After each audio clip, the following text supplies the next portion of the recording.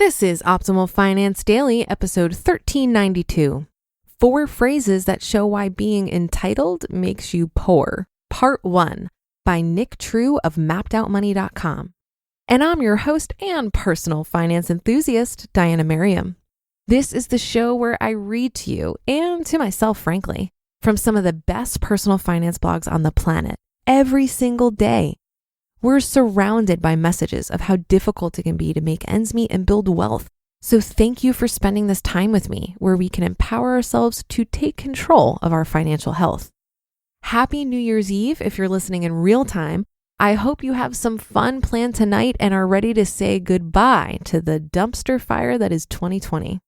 And if you haven't heard of our other podcasts, we cover personal development and productivity, health and fitness, business, relationships, and more. Just search for Optimal Living Daily wherever you're hearing this to find all of them, and be sure to subscribe. I have a bit of a longer post today. I'll read the first half today and then we'll finish the rest tomorrow.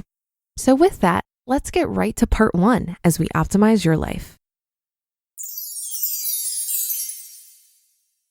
4 phrases that show why being entitled makes you poor. Part 1 by Nick True of mappedoutmoney.com.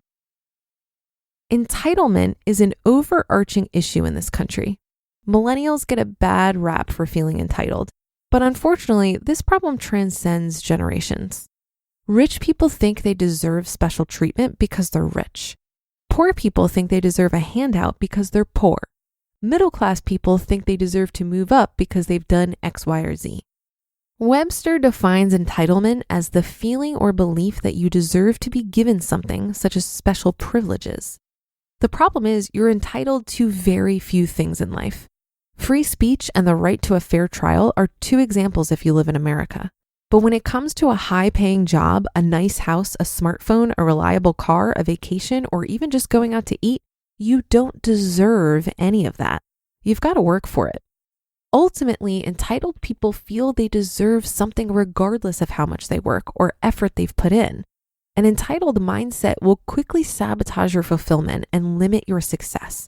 And for that very reason, entitled people will never build monetary or spiritual wealth. Let's look at a few common statements that will keep entitled people poor. Number 1, I've done this, fill in the blank mediocre task, so I deserve that. This is the most common belief people hold. They believe that because they've accomplished something, be it big or small, they somehow deserve something else in return. What compounds the problem is the majority of people feel entitled to something significant after accomplishing mediocrity. I went to college, so I deserve a good job. I've worked here for 5 years, so I deserve a good raise. I've put in my time for 40 years, so I deserve a good retirement. Why? Why do you deserve it over anyone else? What sets you apart from the other 1.8 million people who graduate college every year? 36% of people who have a bachelor's aren't even working jobs that require a degree. Why do you think you're entitled to a good job just for getting through school? Hint, you're not. But let's put all of that aside. The issue I want to address is why this type of thinking will keep you poor. First and foremost, an entitled mindset doesn't give you the motivation to make forward progress. When you submit to an entitled mindset, you're going to be disappointed when you don't receive your unjustified reward. And this disappointment will ultimately prevent you from putting in the work in the future. Why would you continue to put in the work? You already feel like you worked hard and didn't receive the appropriate return. So why would you continue to work harder? If you want to be successful, you need to stop expecting something for nothing. Instead, you need to focus your energy on making forward progress every day. Entitlement will only cripple your efforts. Number 2, my parents live this way, so I should too. A lot of people think this, especially 20-somethings. Many of us grew up in good homes with nice cars and yearly vacations. We're used to buying what we want at the grocery store and not thinking about how much going out to eat really costs. Then we get through college and have to start paying for stuff on our own. All of a sudden, we realize how expensive the life that we grew up living really is. I say we because I'm a 20-something too. I'm speaking to myself here as much as I am to you. It's easy to get used to living a certain way, and it's very hard to change that when you're finally out on your own.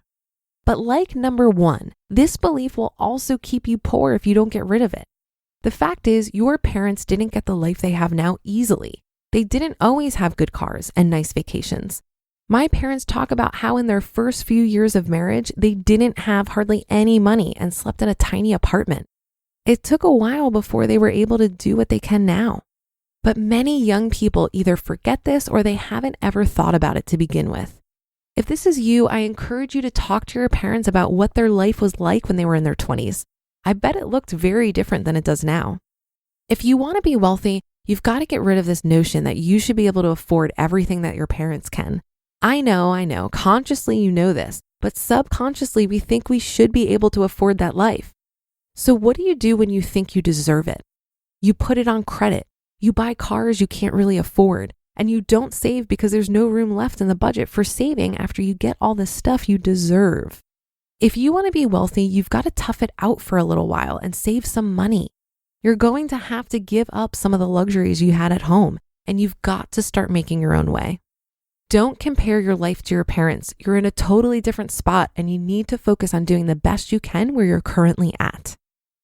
This is a bit of a longer post, so I'll finish up the rest for you tomorrow, starting with number 3. I'm blank years old. I deserve something nice. You just listened to part 1 of the post titled 4 Phrases That Will Show Why Being Entitled Makes You Poor by Nick True of mappedoutmoney.com. Entitlement is such a tough concept to tackle. On the one hand, I totally agree with Nick, and I've seen how entitlement has hurt some of my friends when we were in our 20s. I recall a friend who felt entitled to a raise and wasn't willing to work any harder until they got it. I think the method of delivering more than what you're being compensated for and then asking for a raise is a much more effective strategy. And if you truly work for an employer who won't compensate you fairly, go find another job and point to all the ways you've over-delivered in your current position. The start of your career is about paying your dues and learning as much as you can. Displaying entitlement demonstrates a sense of ego that's unappealing for someone young in their career.